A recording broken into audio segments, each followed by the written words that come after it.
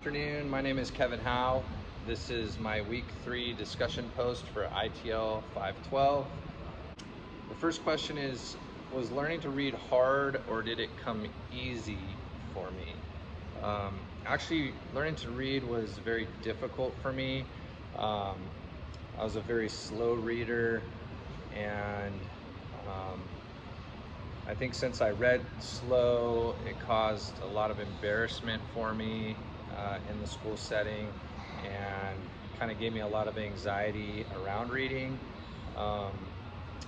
And ultimately, when I had to read, I was so nervous. I would often come away from reading kind of not really understanding what I read or comprehending the things I've read. So reading was really a challenge for me. Some things that ultimately assisted me in becoming a better reader was being put in small groups to do read alouds, and just ultimately having a lot of practice with reading. Being put with learners that were similar to myself and struggled with reading helped.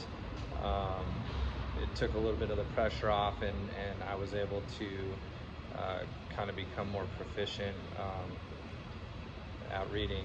I think since I was a struggling reader,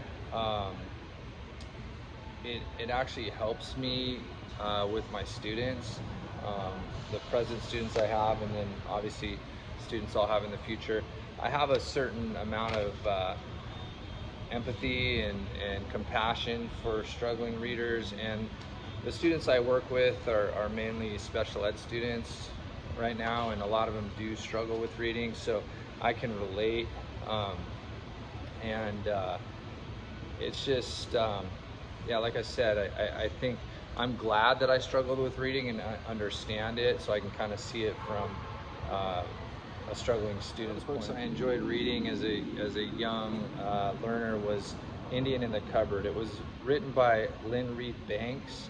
I believe the book was written in the early 80s, like 1980 or something, but it's a book I remember kind of really losing myself in and having an imagination with.